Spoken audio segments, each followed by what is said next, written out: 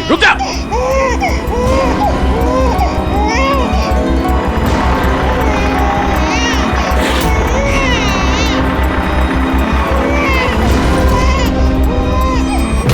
नहीं,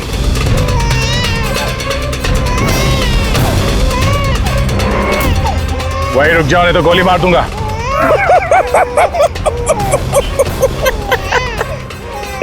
गोली चलाऊंगा, गोली चलाऊंगा।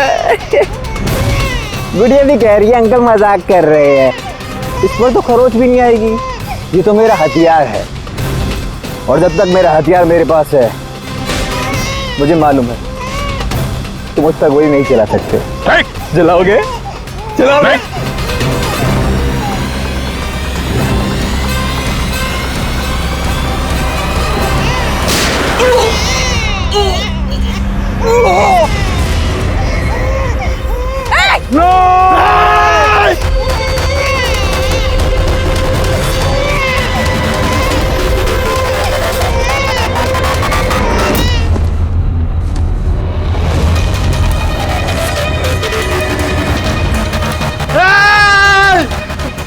हर्षो, हर्षो मेरी बच्ची।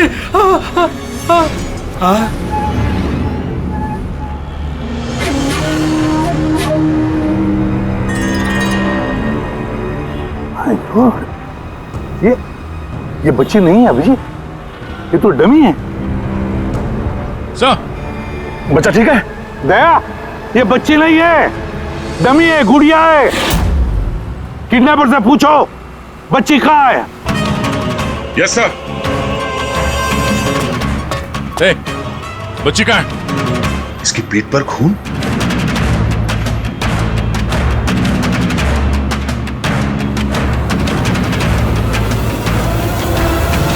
ये मर गया?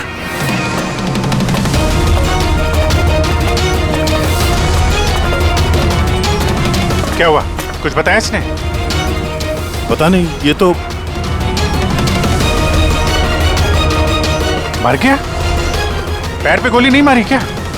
अरे गोली तो मैंने पैर पे ही चलाई थी अभिजीत। दया, गोली अगर पैर पे चलाई तो फिर पीठ में कैसे लगी? मर कैसे गया है?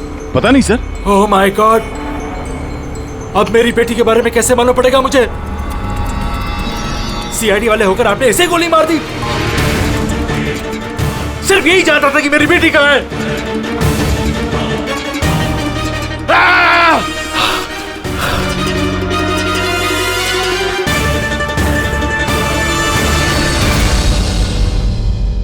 सर, जिगर ने मरने वाले आदमी से फोन पे बात की थी सर, मगर उस आदमी के पास हमें कोई फोन नहीं मिला। और वो ड्रोन भी पता नहीं कहां गायब हो गया।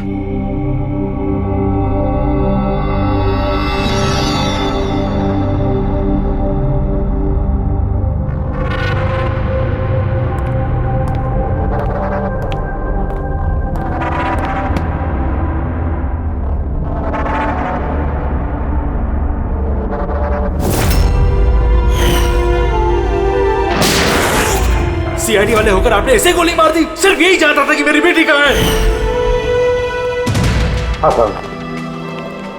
बस उस आदमी को जो गोली लगी है, वो गोली दया की गन से ही चली।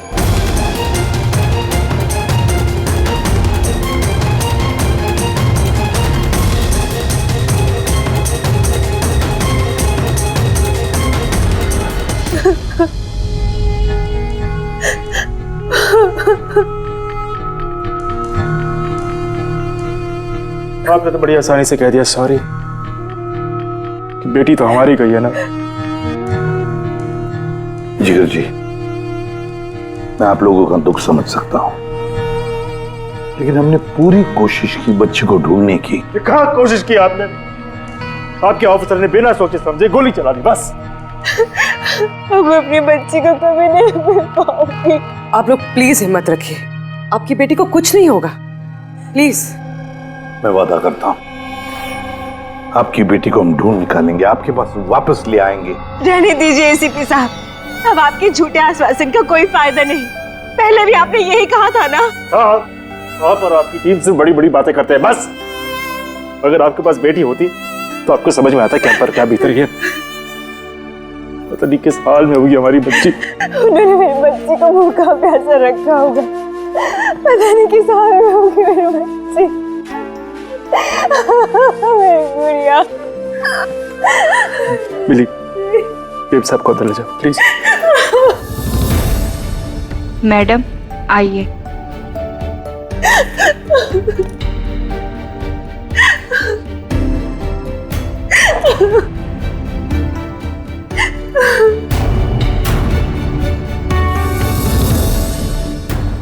जिगर, इस वक्त सिर्फ इतना कहूंगा मैं, हिम्मत मत हारना और हम पर भरोसा रखना।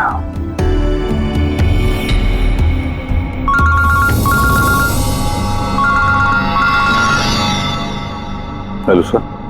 हाँ, इसे भी प्रद्युम्न बोल रहा हूं। क्या सर? लेकिन सर ये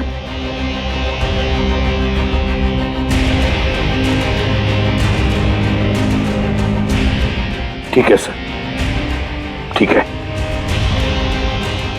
मैं दया को अरेस्ट करूंगा।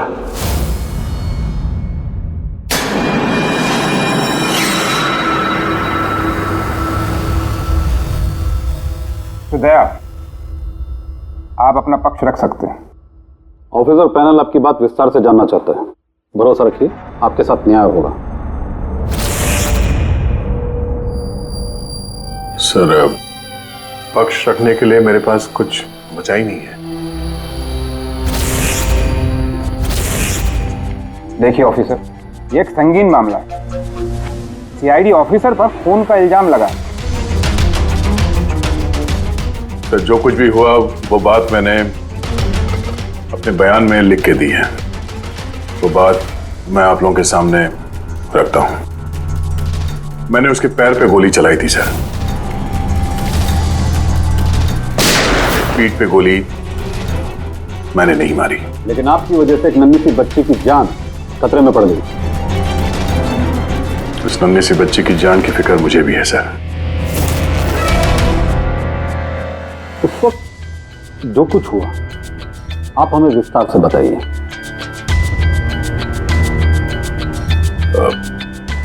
वो आदमी उस बच्ची को लेके भाग रहा था। मैंने उसे रोकने की कोशिश की पर वो नहीं माना। मैंने गोली चलाई उसके घुटने से नीचे ताकि वो भाग न सके और मैं बच्ची को उसके हाथ से ले लूं। फिर आगे जाके देखा तो वो मर चुका था। कमाल है। इंस्पेक्टर दया कह रहे हैं कि उन्होंने उसके पांव पे गोली चलाई, जबकि पैर पे कोई जख्मी नहीं था। गोली उसकी पीठ पर लगी थी और फोरेंसिक रिपोर्ट भी यही कहती है कि वो गोली तुम्हारी थी। अब इस बात को कैसे गलत साबित करोगे? सर, वहां कंटेनर पे पैर फिसलने का निशान था। मुझे लगता है कि कुछ ऐसा हुआ होगा कि जब मैंने उस पर गोली चलाई उसका पैर फिसल गया और उसने अपने आप को संभालने की कोशिश की होगी और वो नीचे की तरफ झुक गया और शायद उस वक्त गोली उसके पीठ पे लगी होगी। पर मैंने गोली उसके पैर पे मारी थी। मतलब तुम मानते हो ना कि तुम्हारी गोली उसकी पीठ पर लगी होगी जिसकी वजह से वो मर गया? हो सकता है सर, मगर मैंने जानबूझकर उसे नहीं मारा। अभी जानबूझ के मारा या अनजाने में? वो तो मरा है ना, वो भी एक निहत्थे आदमी की पीठ पर गोली चला के। ब्रेकिंग न्यूज, सीनियर ऑफिसर दया कटघरे में, और इस जुर्म से बरी होना दया के लिए थोड़ा मुश्किल होगा। कुछ लोगों का ये भी कहना है कि सीआईडी सीनियर इंस्पेक्टर दया को बचाने के लिए सबूतों के साथ छेड़छाड़ किया जाएगा, जबकि सारे सबूत उनके खिलाफ हैं और सीनियर इंस्पेक्टर दया अपने आप को बेगुनाह साबित करने के लिए पूरी कोशिश करेंगे। और सर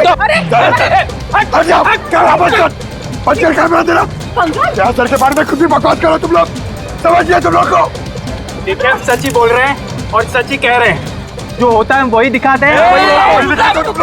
दया सर के बारे में कुछ भी अनाप शनाप बोले जा रहे हैं आप लोग। अरे फ्रेडी सर, वरना क्या करेंगे आप? हमें मारेंगे।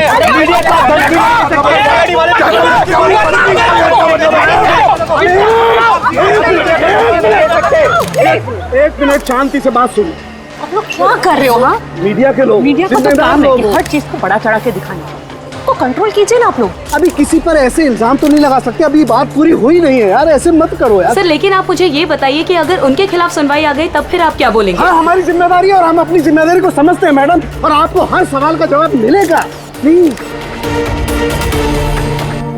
मिस्टर दया, इस केस के कुछ अनसुलझे पहलू हैं। जब तक इस केस की जांच चलेगी तुम्हें जेल में रहना पड़ेगा। जेल? नहीं सर, ये क्या कह रहे हैं आप सर? सर दया निर्दोष है सर, हम सब जानते हैं। उसने जानबूझ के नहीं किया सर। तो प्रूव करो ये बेगुनाह। अभी तक एक भी सबूत, एक भी गवाह सामने नहीं आया जो ये कह सके कि खून दया की गोली से नहीं हुआ है। और दया ने खुद कबूल किया है कि वो गोली शायद इसी की गन से चली है उसकी पीठ पर।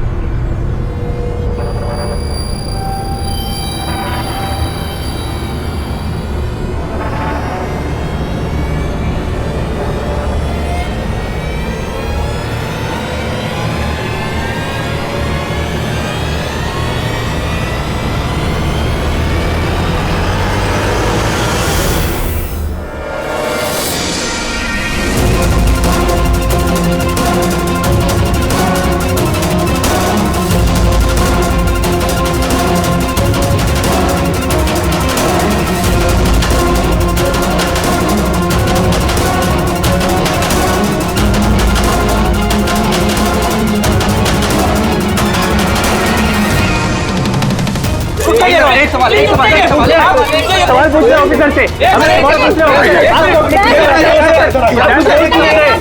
ऑफिसर जी, आप बताइए आपने ऐसा क्यों किया? आप खामोश क्यों है? इसका मतलब ये है कि आप गिल्टी है। जवाब दीजिए। आपको अपने बचाव में कुछ कहना है तो आप कह सकते हैं, हम आपकी आवाज ऊपर तक पहुंचाएंगे। जवाब दीजिए दया सर, जवाब दीजिए। जानना चाहता है।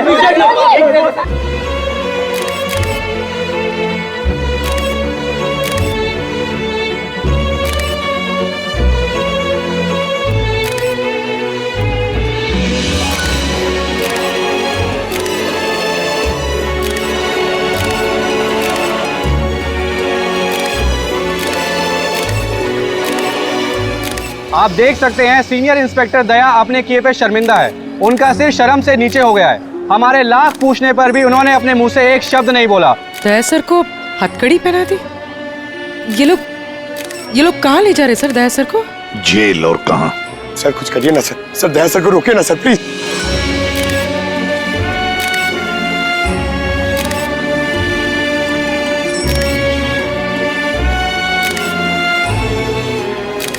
एक मिनट पीछे आओ, आइए इधर आइए। अरे यार थोड़ा तो टाइम दो ना प्लीज, सब मिलेगा आपको। पीछे रहिए प्लीज।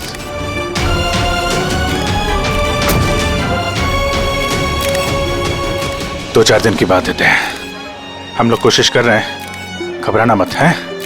घबराहट की तो कोई बात ही नहीं है यार, ना कोई डर है ना कोई कर। अफसोस तो इस बात की है कि उस बच्ची के बारे में कुछ पता नहीं चल सका। पता लगा लेंगे ना यार, बहुत जल्दी पता लगा लेंगे। जो भी करना है जल्दी करो अभिजीत। वो बच्ची, भरोसा रखो यार, तुम्हारा दोस्त तुम्हारे साथ है। सिर्फ दोस्त ही तो है जिस पे भरोसा कर सकते हैं। मुझे इस मुसीबत से सिर्फ तुम ही निकाल सकते हो अभिजीत, सिर्फ तुम।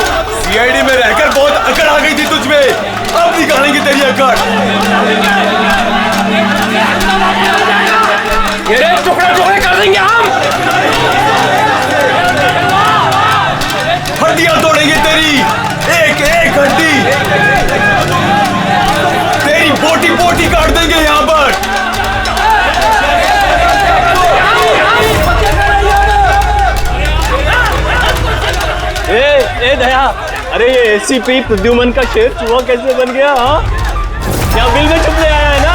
अरे वो दूसरा चूहा कहाँ है? वो क्या नाम है उसका? हाँ, अभिजीत। अरे वो कौन से बिल में छुपा है? निकल गई ना तुम तो कि सब सीआईडी गिरी। हाँ, अब क्या करोगे? साड़ी पहन के सिग्नल पे नाचोगे? हाँ, चुप। क्यों? चलो, ए दया, बोलना। अरे बिल में छुपने आया है क्या? अरे बोलना, क्या डर रहा है? ए!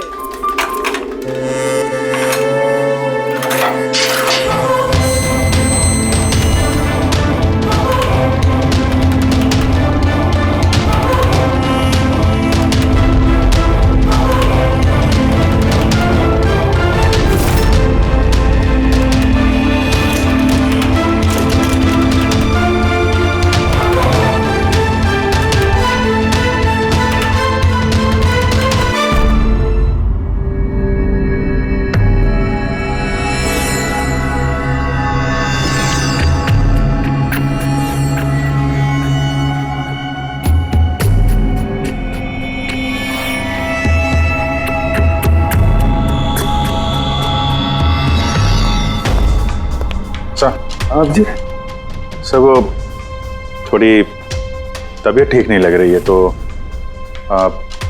छुट्टी चाहिए थी। 1-2 दिन रेस्ट मिल जाता तो। तबीयत ठीक नहीं है तुम्हारी? क्राइम सीन की फोटोग्राफ देखकर तबीयत बिगड़ गई है? नहीं सर, वो अब थोड़ी बेचैनी तो हो रही है। हाँ ठीक है, अब तुम कह ही रहे हो कि तुम्हारी तबीयत ठीक नहीं है तो फिर मैं ना नहीं कहूंगा। ठीक है, जाओ। Thank you sir. ख्याल रखना अपना, लेकिन एक बात अच्छी तरह से याद रखना, दया के केस का इन्वेस्टिगेशन करने से हम लोगों को मना कर दिया है, याद है ना? याद है सर।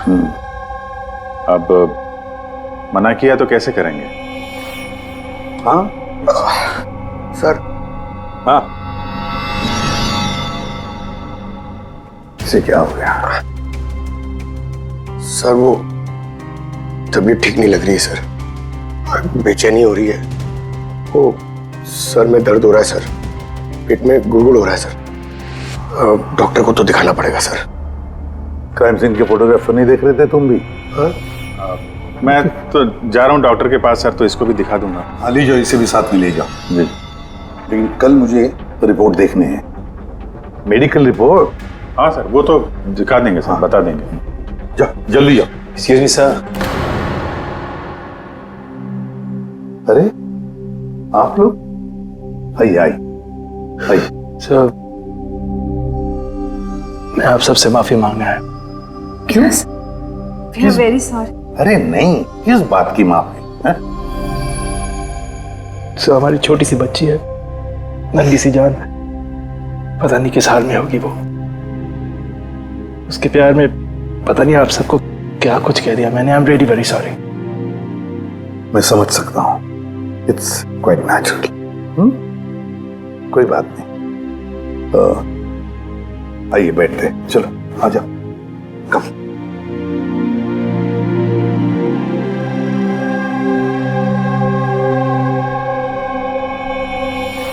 तो फिर सर कहाँ से शुरू करना है? क्राइम सीन से।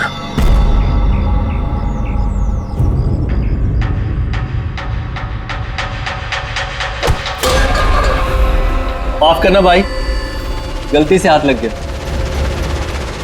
कोई बात नहीं।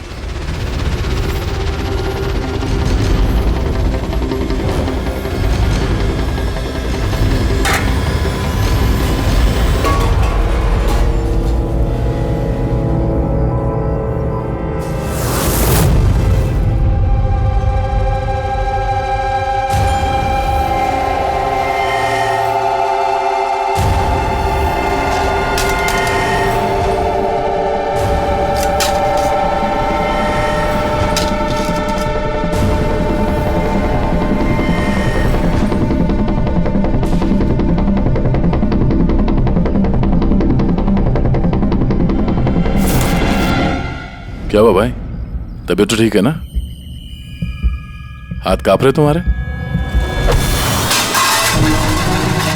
सॉरी यार, फिर से हाथ फिसल गया। चल खाना दे। कम से कम इस खाने की तो इज्जत कर। हाँ? ये है तो हम हैं, समझा?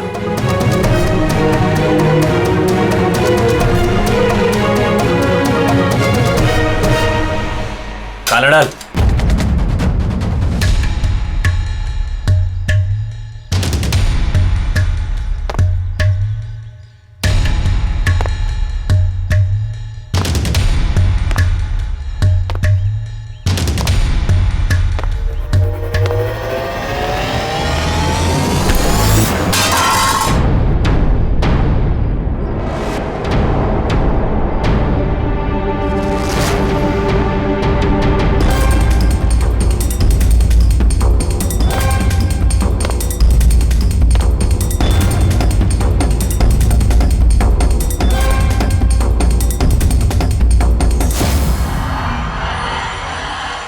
चलो दया यहां से, छोड़ो इसे, चलो यहां से। बहुत देर से इन सब का नाटक देख रहा हूं मैं। बात को समझने की कोशिश करो दया, चलो यहां से। अपनी जान की खैर चाहता है तो बीच में मत आ। दया समझने की कोशिश करो, ये लोग जानबूझकर तुम्हें उकसा रहे हैं। ये लोग चाहते हैं कि तुम इनके साथ भिड़ो, झगड़ा करो। मैंने बोला ना बीच में मत आ। मैं भी तो देखूं कि सीनियर इंस्पेक्टर दया ने अपनी मां का दूध पिया है कि नहीं।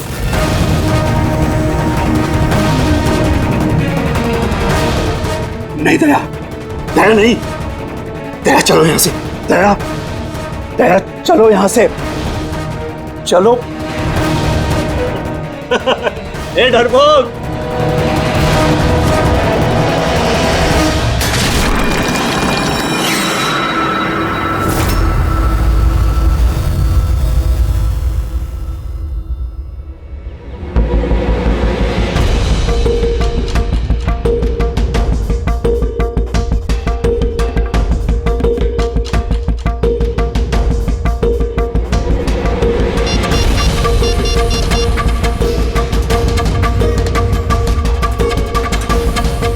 काम हो गया।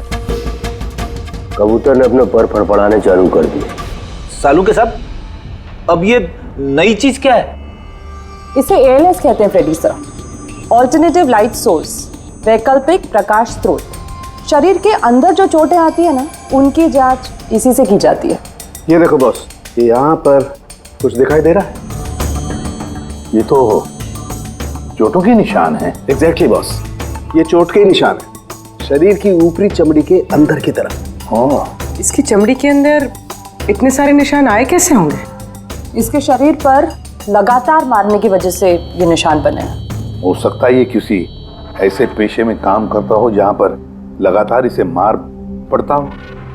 मेरा कहने का मतलब है, हो सकता है ये कोई किक बॉक्सिंग करता हो, या बॉक्सर हो, या फिर स्टंटमैन होते हैं ना फिल्मों में एक्शंस करते हैं, वो भी हो सकता है।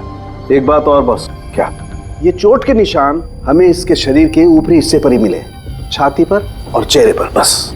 तो फिर हो सकता है ये कोई बॉक्सर ही हो, क्योंकि बॉक्सिंग एक ऐसा खेल है जिसमें जब मार पड़ती है तो यहाँ से लेके ऊपर चेहरे तक ही होती है। एक काम करते हैं, शुरुआत शहर में जितने भी बॉक्सिंग क्लब्स हैं ना, वहीं से करते हैं।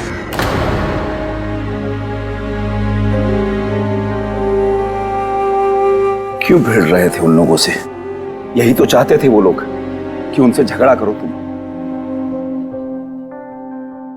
अक्सर मुजरिम पुलिस वालों से, CID से नफरत करती हैं। आप भी करते हैं नफरत? यहाँ पे जितने लोग हैं, इनको यही लगता है कि हमने बिना वजह उनको जेल भिजवा दिया। कहीं ना कहीं आपको भी यही लगता होगा। बिल्कुल नहीं, मुझे तो CID कॉप्स पर गर्व है। गर्व? क्यों? क्योंकि मेरा बेटा भी एक जाबाज ऑफिसर था, सब इंस्पेक्टर अनिल। हाँ, मतलब क्या हुआ उसे? उसे 26 नवंबर को गोली मार दी गई। बेटे के गम में मां डिप्रेशन में चली गई। उसे लगा कि बेटे के बगैर उसकी जिंदगी अब कोई जिंदगी ही नहीं है। उसने 2 बार आत्महत्या करने की कोशिश की, पर दोनों बार नाकामयाब रही। मैंने बचा लिया उसे। तीसरी बार उसे मैं भी नहीं बचा पाया, क्योंकि इस बार उसने जहर पिया था।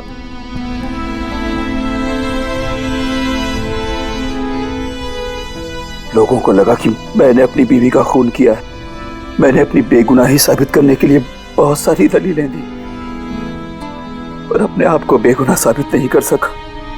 मगर सूरज जी, आप यहाँ जेल में रहकर भी अपनी बेगुनाही की लड़ाई लड़ सकते हैं। किसके लिए लड़ाई लड़ूं? मेरा अब इस दुनिया में कोई है ही नहीं, न घर, न कोई सगी संबंधी। चले, बोतल खोल। और वो बर्फ और सोडा किधर है? हाँ सूरज जी, दूर कौन लाएगा? तेरा बाप? ये सब क्या चल रहा है? जेल में बहुत सारे राज छिपे हुए हैं। राज छिपे? कैसा राज? जरा खुल के बताइए। मेरे दोस्त का यहां पर खून हो गया है। प्रमोद का खून? यहाँ जेल में? हाँ। क्यों? उसका किसी के साथ झगड़ा वगैरह हुआ था क्या? उसने कुछ ऐसा सुन लिया था जिसके बदले उसे अपनी जान गंवानी पड़ी। प्रमोद ने ऐसा क्या सुन लिया था? किसी का खून करना चाहते थे वो, किसी ताकतवर इंसान का। कौन था ये ताकतवर इंसान? मुझे नहीं मालूम। किसने मारा उसे? मुझे कुछ नहीं मालूम।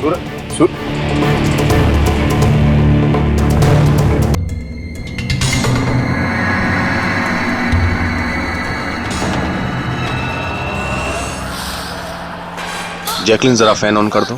Okay boss. वहां से कुछ लेके तो नहीं आए?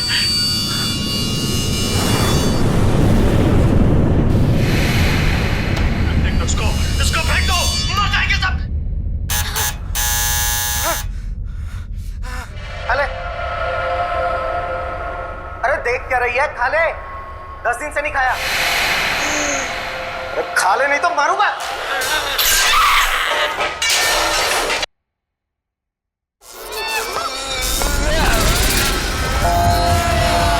अरे तो टीवी अपने आप कैसे चालू हो गया?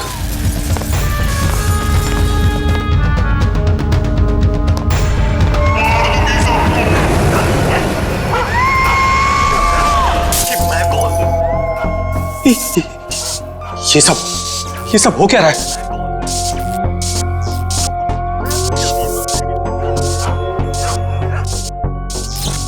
कुछ ना कुछ है यहाँ, कुछ ना कुछ गड़बड़ है। चेकिंग, दरवाजा खोलो। बॉस, सारे डोर्स को मैंने लॉक कर दिया है।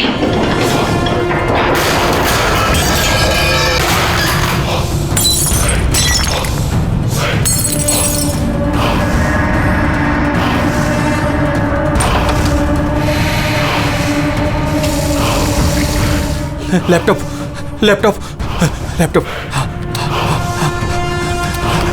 ये ऑन क्यों नहीं हो रहा?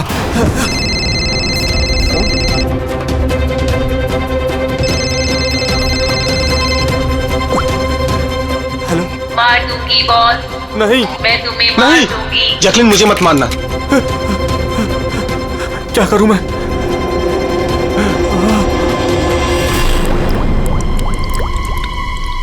ये पानी।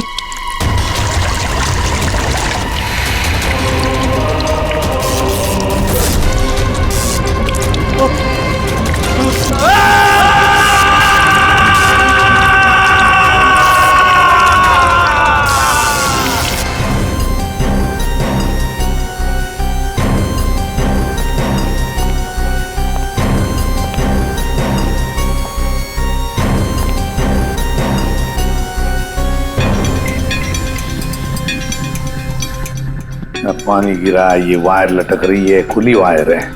अभिजीत, लगता है इलेक्ट्रिक करंट की वजह से ही मौत हुई है और तो कोई वजह दिख नहीं रही है। विजय के भाई हो ना तुम? जी सर।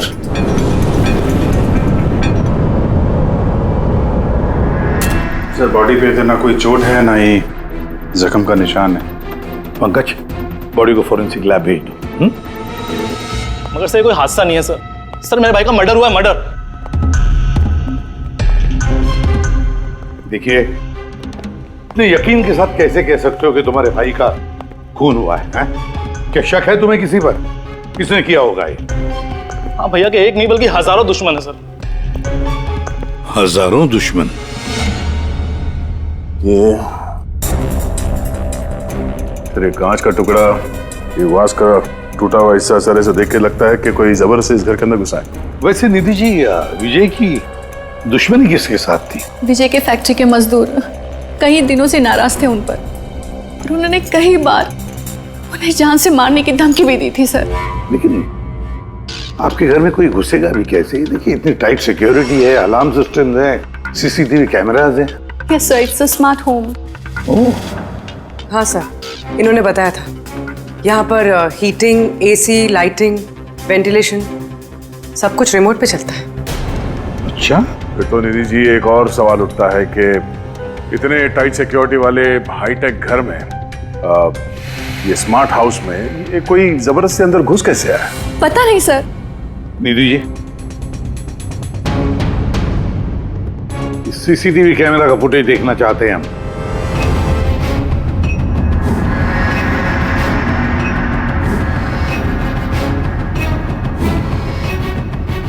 विजय भाग रहा है, बचने की कोशिश कर रहा है, लेकिन पीछा कौन कर रहा है? ये तो दिख नहीं रहा।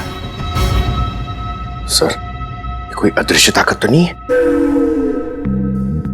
पंकज, ये ख्याल दोबारा गलती से भी अपने दिमाग में मत लाना, वरना एसीपी साहब तुम्हें अदृश्य कर देंगे सीआईडी से। जरूर उन मजदूरों ने कुछ किया है। वही जिम्मेदार है मेरे पति के मौत की। जितने भी मजदूर हैं, उन सब के एड्रेसेस हमें चाहिए। साहब, आपको कोई गलतफहमी हो रही है। ये सब ठीक नहीं हो रहा साहब। साहब, हम लोग गरीब मजदूर जरूर हैं। इसका मतलब ये नहीं कि हम पर आप खून का इल्जाम लगा देंगे। इधर आइए। देखो, हम लोग किसी पे कोई इल्जाम नहीं लगा रहे, हम सिर्फ सच जानने की कोशिश कर रहे हैं। और क्या ये सच नहीं है कि आप सबने विजय को जान से मारने की धमकियां दी थी? ये सब किसने कहा सर आपसे? विजय ने कहा है, इसलिए अब चुप रहने का कोई फायदा नहीं है। जिसने भी किया है चुपचाप सामने आ जाए, समझे? सर, मैं मानता हूँ कि हमने कई बार गुस्से में इस तरह की धमकियां वगैरह दी होंगी, पर विजय साहब का खून करने के बारे में हम में से कोई भी सोच नहीं सकता। हाँ साहब, उनकी मौत से हमारा क्या फायदा है? उल्टा हम लोगों का तो नुकसान हो गया। अब 6 महीने का जो पगार है वो कौन देगा? ओह, तो आप लोग विजय जी से इस बात से गुस्सा थे कि उसने पिछले 6 महीने से आप लोगों की तनख्वाह नहीं दी थी? हाँ साहब, पिछले कई महीनों से हम लोग उधारी में अपनी जिंदगी गुजार रहे हैं। 2 महीने से बच्चों के स्कूल की फीस भी नहीं जमा करी। कल ही बच्चों को स्कूल से निकाल दिया ये कहकर कि अगर स्कूल की फीस नहीं लाए तो स्कूल मत आना। अच्छा, ये बताओ, सिर्फ यही एक वजह थी विजय साहब से नाराजगी की, या कोई और भी वजह थी? सर, एक वजह ये भी थी कि साहब हमें नौकरी से निकालना चाहते थे। वो क्यों? क्योंकि साहब को लगने लगा था कि मशीनें इंसान से ज़्यादा अच्छा काम करती हैं और ज़्यादा मुनाफा भी देती हैं। तो गुस्से में कहीं खून तो नहीं कर दिया? नहीं साहब, उनका खून करने से हमें हमारे पैसे तो नहीं मिलेंगे, उल्टा हमारे बीवी बच्चे सड़क पर आ जाएंगे। कितने मजदूर बेरोजगार हुए होंगे? सर, 100 से ज़्यादा। 100 से भी ज्यादा लोगों के घर के चूल्हे बुझ गए इस विजय की वजह से। मतलब इन 100 लोगों में से कोई भी हो सकता है जिसने विजय का खून किया। पता लगाना पड़ेगा इन सब मजदूरों के बारे में, कौन कौन कहाँ था कल रात। हाँ फ्रेडी, कुछ पता चला मजदूरों के बारे में? कहाँ थे वो विजय के खून के वक्त? सर, अभी तक सबका पता नहीं चला सर, प्रोसेस चल रही है। सर, आप पूरी? सर, एक ऐसी बात पता चली है जिसका विजय की मौत से कोई कनेक्शन हो सकता है। क्या? बताओ जरा। सर, ये देखिए, करीब करीब मौत के वक्त रात 12:09 पे विजय ने अपने अकाउंट से किसी को 50 करोड़ ट्रांसफर किए थे। 50 करोड़ रुपए, इतनी बड़ी रकम किसके अकाउंट में ट्रांसफर किए? देखो, पनामा में कोई अकाउंट है, किसका है ये पता नहीं। जरूर खूनी ने जबरदस्ती करवाया होगा ये ट्रांजैक्शन, विजय पे दबाव डाल के। तो पिछले 6 महीने से वर्कर्स को पगार नहीं दी गई और रातों रात 50 करोड़ रुपए ट्रांसफर किए जाते हैं। सर कहीं वो वर्कर्स में से कोई एक तो नहीं है? नहीं पंकज, कोई गरीब मजदूर इतने सिक्योरिटी वाले घर में घुसकर पनामा के किसी बैंक अकाउंट में पैसे ट्रांसफर करेगा? नहीं, ये बात गले से उतरती नहीं है। सर होगा तो कोई जान पहचान वाला, कोई आसपास का आदमी, कोई ऐसा दुश्मन जो जानता हो कि विजय की घर की सिक्योरिटी को कैसे भेदा जा सकता है। कौन हो सकता है?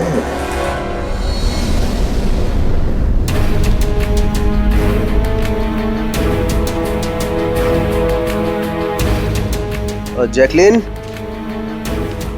अरे भाई बहुत गर्मी लग रही है, जरा एसी का टेम्परेचर 20 कर देना। कर दिया है बॉस, अब कमरे का टेम्परेचर है 20 डिग्री सेल्सियस। नाइस। अब जैकलिन एक काम और करो, मेरे रूम की लाइट्स डिम कर दो, मैं थोड़ा रिलैक्स कर लेता हूँ।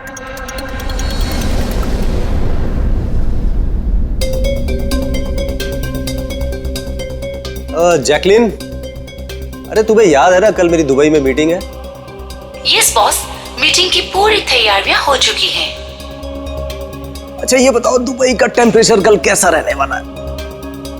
वैसे तो कल दुबई का टेम्परेचर 21 डिग्री सेल्सियस है, मगर बॉस आपका टेम्परेचर बर्फ से भी ज्यादा ठंडा होगा। क्या मतलब? मतलब बॉस, लाश का टेम्परेचर ठंडा होता है। What? लगता है तुम्हारे सॉफ्टवेयर के साथ किसी ने छेड़छाड़ की है। ऐसा भद्दा मजाक? ये मजाक नहीं है बॉस, ऐसा सच में होने वाला है। वैसे आपकी कोई आखिरी ख्वाहिश? Shut up! क्या बकवास है? कौन है? कौन है? बाहर आ जाओ। बॉस, हम दोनों के अलावा यहाँ कोई नहीं है। वैसे आपको मेरी कंपनी पसंद है ना? Shut up!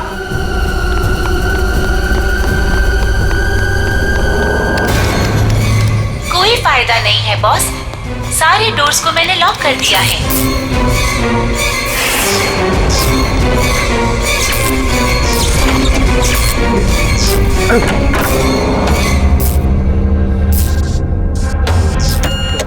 बॉस, आप अंदर कहाँ घुस गए?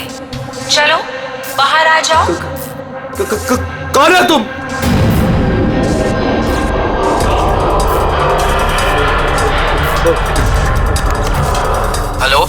हेलो हेलो, मैं राजेश कुमार बोल रहा हूँ। मेरी जान को खतरा है, आप लोग जल्दी से मेरे घर पे आ जाइए प्लीज। खोलो जैकलिन, खोलो। बॉस, दरवाजा तभी खुलेगा जब आप मेरी एक बात मानोगे। बोलो तुम्हें क्या चाहिए? क्या चाहिए बताओ, मैं तुम्हें दूंगा। ठीक है, तो अब अपना लैपटॉप खोलो। लैपटॉप? हाँ, बोलो। उसकी स्क्रीन पे एक बैंक अकाउंट नंबर दिखेगा। है, नंबर है। अब इस अकाउंट नंबर पे 50 करोड़ ट्रांसफर करो। 50 करोड़?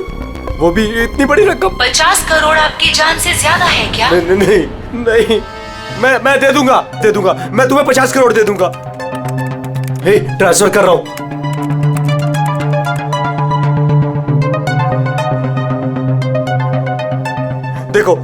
देखो, मैंने 50 करोड़ ट्रांसफर कर दिए तुम्हारे अकाउंट में। अब मुझे जाने दो। ठीक है बॉस, अब आप जा सकते हो, दरवाजा खुला है। अरे वाह, दरवाजा खुला है।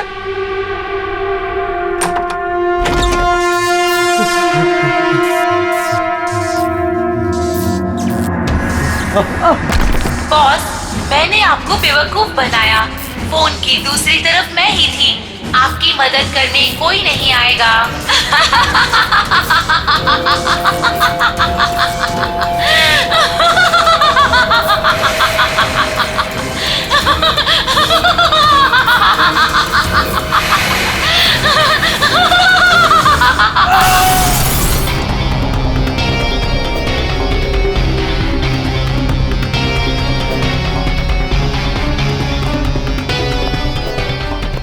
सर, ये झूमर का हुक तो बराबर है सर।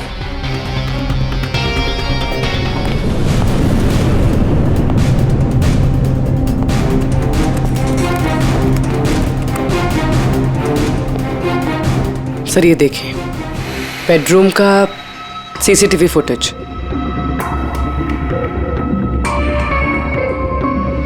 ऐसा लगता है किसी से बचने के लिए ये बाग के कमरे में गया और फिर दरवाजा लॉक कर लिया। एक बार इस राजेश की वाइफ से बात करते हैं।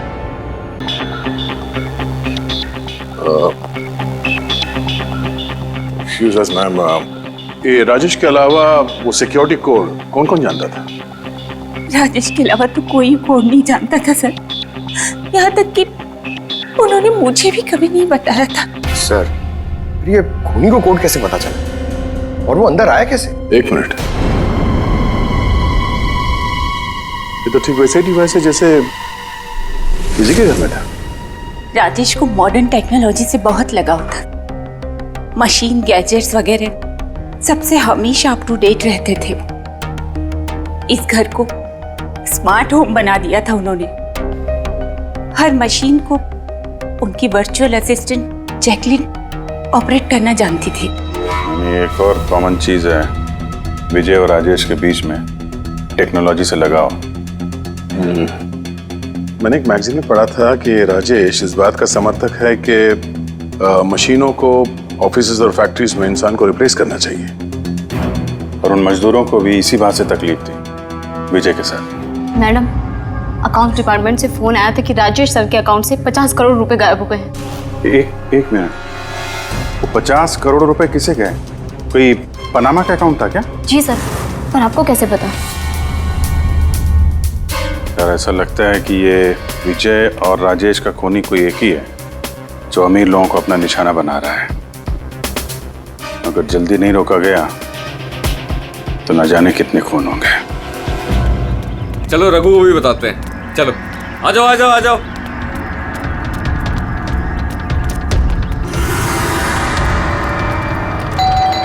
रघु भाई दरवाजा खोलो। रघु भाई, अरे रघु भाई दरवाजा खोलो। रघु भाई, रघु भाई, अरे आ रहा हूँ।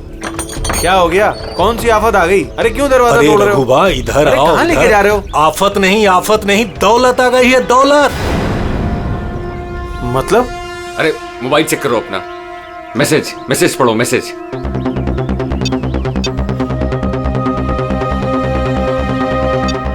$10 लाख रुपए आ गए मेरे अकाउंट में, लेकिन कहां से? आफत नहीं दौलत आ गई है, दौलत। मतलब? अरे मोबाइल चेक करो अपना। $10 लाख रुपए आ गए मेरे अकाउंट में, लेकिन कहां से? ये मेरे अकाउंट में किसी ने 10 लाख रुपए डाले? सिर्फ आपके अकाउंट में नहीं भाई, हम सब के अकाउंट में 10-10 लाख रुपए आ गए। 10-10 लाख। रघु भाई माला माल हो गए हम सब। अब ना जिंदगी का कोई भी सपना अधूरा नहीं रहेगा। मैंने तो सोच लिया भाई, एक महंगी सी गाड़ी लूंगा। और मैं अपनी बीवी को लेकर विदेश जाने वाला हूँ बस। एक मिनट, ज्यादा हवा में मत उड़ो तुम लोग। इतना सारा पैसा हमारे अकाउंट में आया कहाँ से? अरे क्या फर्क पड़ता है, कहीं से भी आया हो। मुझे तो कुछ ठीक नहीं लग रहा है। मुझे लग रहा है कि हमें सीआईडी को बुलाना चाहिए। वो कहते हैं ना, ऊपर वाला जब भी देता है तो छप्पड़ फाड़ कर देता है। ऐसा ही कुछ हुआ है बरोड़िया बस्ती में रहने वाले गरीब मजदूरों के साथ, जहां कल तक इनके पास खाने को एक एक दाने तक नहीं थे। आज उन्हीं मजदूरों के अकाउंट में किसी नेक इंसान ने 10 लाख रुपए जमा करा दिए। हालांकि पैसे देने वाला कौन है और कहां से इनके अकाउंट में पैसे आए हैं, इस बात का खुलासा अभी तक नहीं हो पाया है। सर पूरा का पूरा पैसा उसी पनामा वाले अकाउंट से आया इन मजदूरों को। ये लो 10-10 लाख रुपए है। ये जो भी है उसने पहले विजय और राजेश का खून कर दिया और फिर उन्हीं का पैसा, मतलब विजय और राजेश का पैसा गरीबों में बांट दिया। मगर सर ये जो कोई भी दरियादिल खूनी है, आखिर इतनी टाइट सिक्योरिटी वाले घरों में घुसा कैसे? तो एक बात नोटिस की तुमने, ये विजय और राजेश दोनों के ही टाइट सिक्योरिटी वाले घर आर्टिफिशियल इंटेलिजेंस से चलते थे। और फिर दोनों के भी एक ही वर्चुअल असिस्टेंट थी, जैकलीन। हाँ सर, तो हो सकता है इस चालाक खूनी ने इस आर्टिफिशियल इंटेलिजेंस के साथ कुछ हैकिंग वगैरह की हो और इस जैकलीन को उनके ही मालिकों के खिलाफ प्रोग्राम कर दिया। हो सकता है। ये जैकलिन वाला सॉफ्टवेयर किस कंपनी का है? सर, मशहूर कंपनी BOT टेक्नोलॉजीज के मालिक मिस्टर अरविंद, ये जैकलिन उन्हीं की उपज है। आई सी। तो इस जैकलिन के पीछे अरविंद है। अरविंद, आगे से मुझे किसी भी तरह के एक्सक्यूजेस नहीं चाहिए। Be serious towards your work. Arvind ji, हम लोग CID से हैं। आपसे कुछ सवाल पूछना है। सॉरी, इस वक्त मैं थोड़ा बिजी हूँ। तुम लोग कल शाम को 5 बजे आना। मिस्टर अरविंद, ज्यादा ओवर स्मार्ट बनने की कोशिश मत करो, समझे? दो खून हुए। ये तो शुक्र है कि हम तुमसे बात करने यहाँ पर आए हैं, वरना आगे की पूछताछ CID ब्यूरो में भी हो सकती है। बात समझ में आई? अब आप लोग आइए ना, बैठिए ना। क्या लेंगे, चाय कॉफी? अरे तुम लोग यहाँ खड़े क्यों, जाओ चाय कॉफी। वर्चुअल असिस्टेंट जैकलिन जो आर्टिफिशियल इंटेलिजेंस से चलती है, आपने बनाई है? जी हाँ, मैंने ही बनाई है और मुझे अपने क्रिएशन पर गर्व है। इनफैक्ट मैं तो कहता हूँ कि आप CID वालों को भी ब्यूरो हटाकर स्मार्ट ब्यूरो बना लेना चाहिए और ये अपने हवलदारों को निकालिए, हैं? और अपने जितने भी ये मर्डर केसेस है उसे सॉफ्टवेयर से सॉल्व कीजिए। नहीं? तो तुम्हें लगता है कि सॉफ्टवेयर से ये मर्डर केस आसानी से सॉल्व हो जाएंगे? बेशक। तो फिर ये भी हो सकता है कि इस सॉफ्टवेयर की मदद से कोई खूनी खून भी कर सकता है। क्यों? मैं कुछ समझा नहीं। तुम्हारे कई क्लाइंट्स इस्तेमाल करते हैं ना ये वर्चुअल टेक्नोलॉजी, वर्चुअल असिस्टेंट। तो क्या ये मुमकिन नहीं है कि उसे हैक कर दिया जाए और हैक करने के बाद इस वर्चुअल असिस्टेंट से अपने ही मालिक को मार दिया जाए? इस टेक्निक का इस्तेमाल मैंने जैकलिन बनाने में किया है। हैक होना तो इम्पॉसिबल है। अगर आपकी तकनीक इतनी ही फुल प्रूफ है तो उनके स्मार्ट होम के जितने भी गैजेट और जितने भी सिस्टम थे वो हैक कैसे हो गए? सर, मुझे लगता है कि वो लोगों ने सेटिंग में कुछ गड़बड़ी की है, वरना मेरा ये टेक्नोलॉजी तो एकदम फुल प्रूफ है। तकनीक चाहे कितनी भी फुल प्रूफ हो, सिक्योर हो, ये जो हैकर्स होते हैं ना, उनको ज्यादा टाइम नहीं लगता इसका तोड़ निकालने में।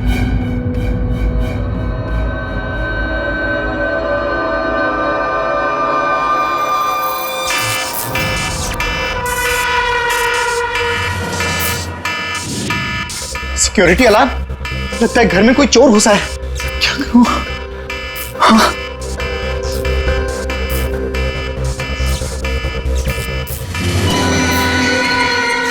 ओह माय गॉड, इसके पास तो गन भी है।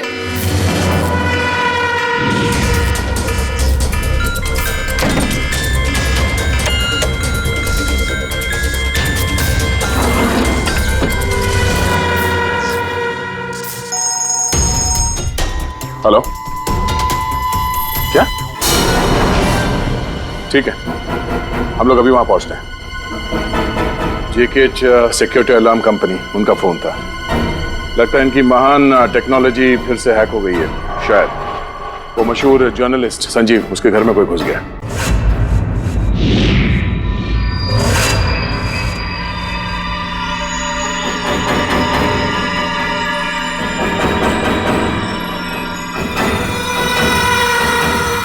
ये तो मेरी कमरे की तरफ ही आ रहा है।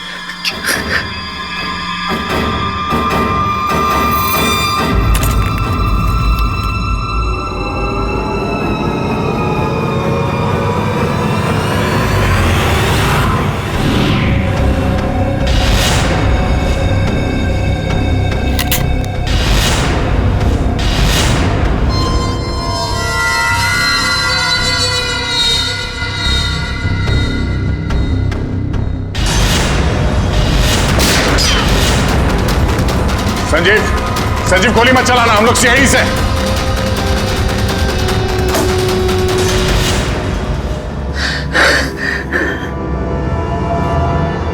CID? सॉरी सर, मुझे माफ कीजिएगा। मुझे लगा कि आप लोग उस मुजरिम के साथी हैं जो इस घर में आए हैं, लेकिन थैंक यू वेरी मच। आप लोग आ गए, इसके लिए मैं बच गया, वरना वो तो मुझे मार देता। कौन मार देता? यहाँ पे तो कोई नहीं था। किसकी बात कर रहे हो तुम? सर, वो यही था, दरवाजे पर तो था। देखा नहीं आप लोगों ने? दरवाजे के बाहर? हम तो वहीं से आ रहे हैं और आने का रास्ता यही है। हमने तो किसी को नहीं देखा। ये क्या चक्कर है? ऐसे कैसे हवा में गायब हो गया? जैकलिन माय स्वीटहार्ट, आज का दिन बहुत ही अच्छा रहा, बहुत ही मजा आया मुझे। अच्छा ये तो बताओ पहले मेरी जान कि मेरा आज का वर्कआउट कैसे रहा? हाँ देखो देखो। बहुत बढ़िया बॉस, आपने 650 कैलोरीज बर्न की और आपका मैक्सिमम हार्ट रेट था 160 बीपीएम। ओए होए, इसका मतलब मैं पहले से ज्यादा पतला हो गया है और हैंडसम भी, इज इट? हाँ बॉस, आप पहले से काफी जवान भी लग रहे हैं। अच्छा, यू नॉटी गर्ल जैकलिन। अब इसे मैं माइक्रोवेव में रख देता हूँ। ये रखा मैंने। जाने मन, अब इसे ऑन कर दो। अच्छा ये तो बताओ कि मेरा कल का शेड्यूल क्या है? बॉस, कल तो आपकी कोई भी मीटिंग नहीं है। क्या बात कर रही हो?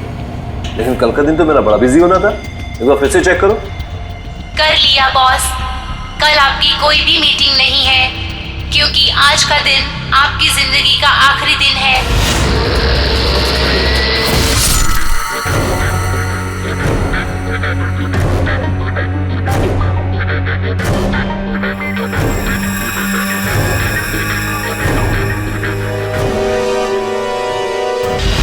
बहुत ही गहरी चाल चली इस खूनी ने। उसका अगला शिकार हमेशा से अरविंद ही था, संजीव नहीं। और सर, जो संजीव के घर पर हुआ वो हमारी आंखों में धूल झोंकने के लिए था। जो कुछ भी हुआ वहां पे सब धूल झोंकने के लिए। ताकि हम लोग वहां संजीव के घर में बिजी हो जाएं और खूनी आसानी से अरविंद को अपना अगला शिकार बना दे। मगर सर, वो संजीव के घर पे भी तो मास्क वाला आदमी आया था। पंकज, ये सब एक प्लान था, सब कुछ एक सोचा समझा प्लान। मुझे नहीं लगता कि संजीव के घर पे कोई था। ये फुटेज उसके फोन में पहले से ही डाल दी गई थी।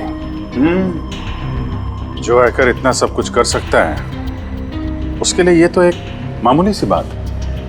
ये आर्टिफिशियल इंटेलिजेंस की जो टेक्नोलॉजी है, जो सब घरों में लगी है, वो इस अरविंद की बनाई हुई है। तो अगर किसी ने अरविंद की बनाई हुई टेक्नोलॉजी को हैक किया है तो जरूर कोई, वो जरूर अरविंद के लिए काम करता होगा सर, क्योंकि ये कोई बाहर वाले आदमी की बस की बात नहीं है सर।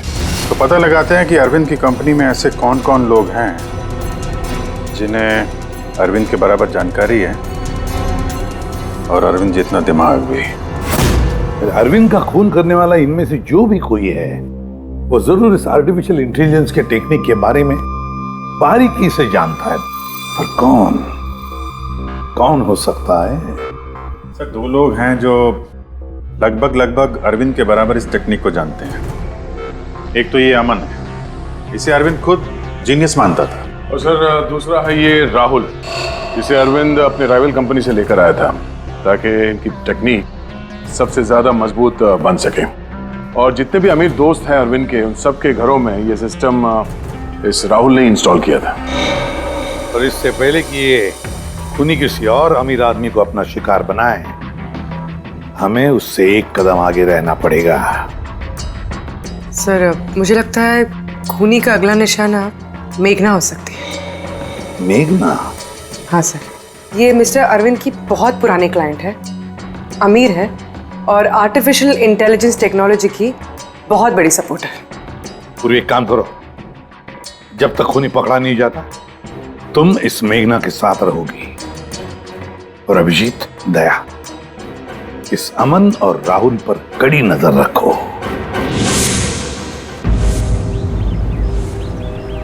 नहीं सर, कोई दिख ही नहीं रहा।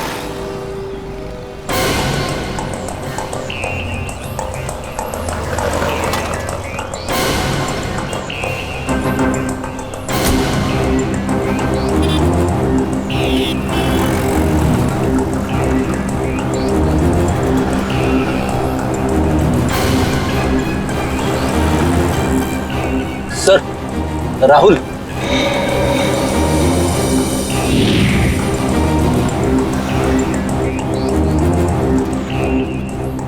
घर एकदम सुनसान है, ऐसा लगता है कि अमन घर पे है ही नहीं।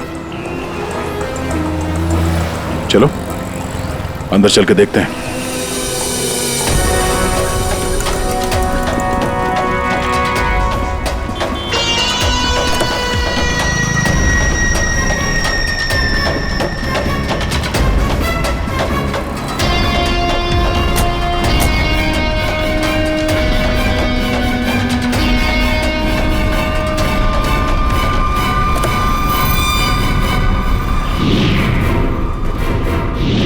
राहुल, तो तुमने मदद की नरेश की उसके भाई का खून करने में? नहीं सर, मैं ऐसा क्यों करूंगा सर? सर भला मैं अपने भाई का खून क्यों करूंगा सर? अच्छा, तो यहाँ पे ये गुपचुप मीटिंग क्या चल रही थी? सर वो क्या है ना कि अरविंद सर की मौत के बाद मैं उनकी कंपनी में काम नहीं करना चाहता था, तो नरेश सर मुझे ऑफर दे रहे थे अपनी कंपनी में काम करने के लिए।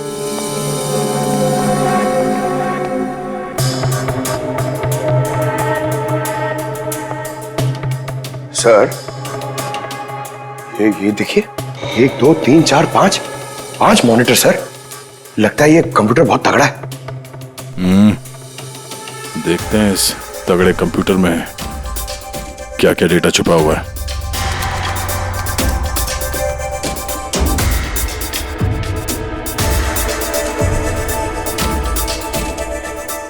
इसमें तो विजय और राजेश के बैंक अकाउंट की डिटेल्स हैं। ये सारे खून अमन नहीं किए हैं सर।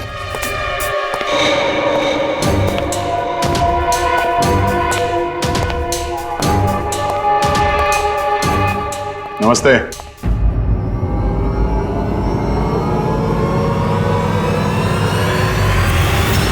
सर मुझे तो लगता है कि कोई चाहता है कि ये फाइल आपको मेरे कंप्यूटर में मिले और आप मेरे ऊपर शक करें। तुमको किसी पे शक है? कौन कर सकता है ये? सर पता नहीं, लेकिन मुझे लगता है सर कि अगर अरविंद सर का कंप्यूटर हैक हो सकता है तो दुनिया का कोई भी कंप्यूटर हैक हो सकता है सर, क्योंकि उनका कंप्यूटर किसी भी नेटवर्क से कनेक्टेड नहीं था। यानी अरविंद का कंप्यूटर जिस किसी ने भी हैक किया है वो उस वक्त वहां खुद मौजूद था, राइट? यस सर, लेकिन अरविंद सर के पर्सनल ऑफिस में तो जाने की परमिशन किसी को थी ही नहीं, यहां तक कि मैं खुद भी कभी वहां नहीं गया। अच्छा, तो कोई तो होगा जिसे परमिशन हो अरविंद के ऑफिस में जाने की। जी सर। सर प्रिया। प्रिया कहाँ रहती है वो?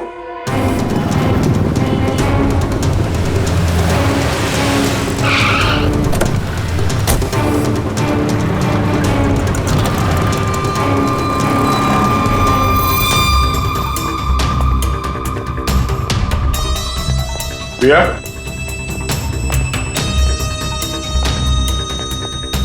प्रिया?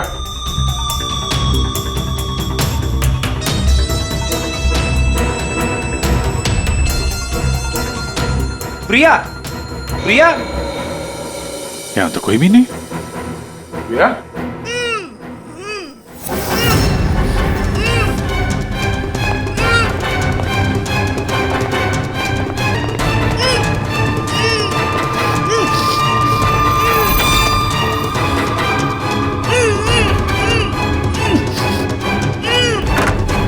प्रिया? प्रिया, तुम ठीक हो? एक मिनट।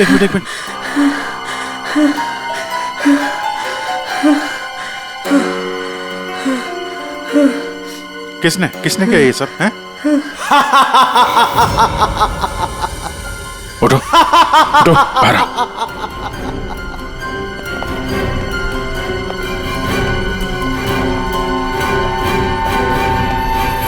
कौन है? आओ सीआईडी वालों आओ। देश के रखवाले हो ना तुम लोग। तुम में और मुझ में एक बात कॉमन है, मैं भी रखवाली कर रहा हूं उन गरीब बेसहारा लोगों की जिनकी बेरंग दुनिया में जहर घोलकर ये अमीर लोग अपने रंग बिरंगे महल खड़े करते हैं। और शर्म आनी चाहिए तुम कानून के रखवालों को कि इन कमजोर की मदद करने के बजाय उन लोगों को बचाना चाहते हो जिनका पाप का घड़ा कब का भर चुका है, मगर तुम बचा नहीं पाओगे। बस अब एक आखिरी शिकार बाकी है मेरा, उसे मार दूं फिर सुकून की नींद सो जाऊंगा। अगले 1 घंटे में ना वो शिकार जिंदा बचेगा और ना तुम सब।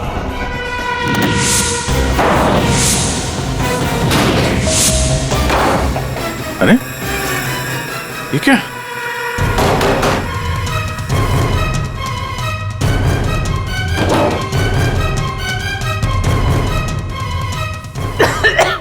गैस? Oh no. ये क्या? जहरीली गैस?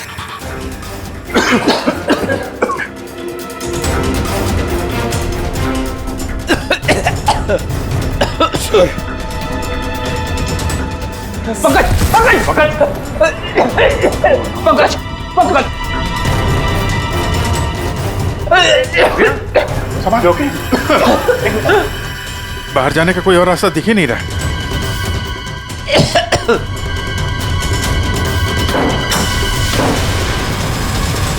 दरवाजा खोलो। सारे दरवाजे ऑटोमेटिक लगते हैं। किचन में जाके देखो सिलेंडर है क्या? समझ गया सर।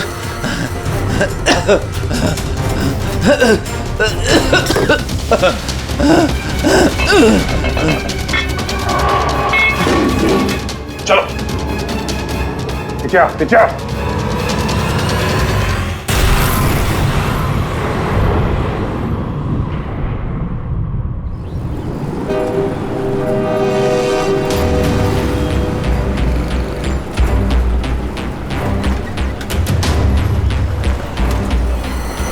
लिसन एवरीवन, आप सबको याद है ना कि ये असाइनमेंट हमको मंथ कंप्लीट होने से पहले करना है। जी मेघना मैम। ओके। और अरे ये आवाज कैसी?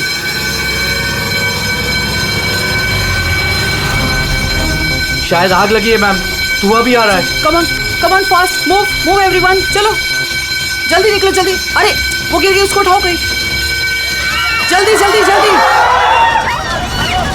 मेघना पता नहीं ये सब कैसे हो गया, मुझे बहुत डर लग रहा है। Please do something. डरो मत, कुछ नहीं होगा। चलो चलिए।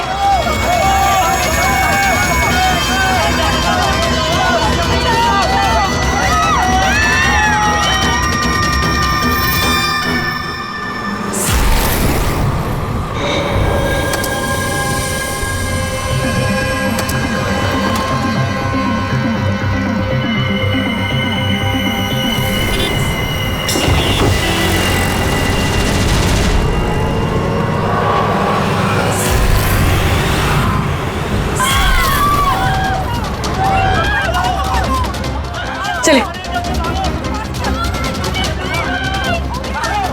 मेघना मेघना मेघना, किसी ने मेघना को देखा है?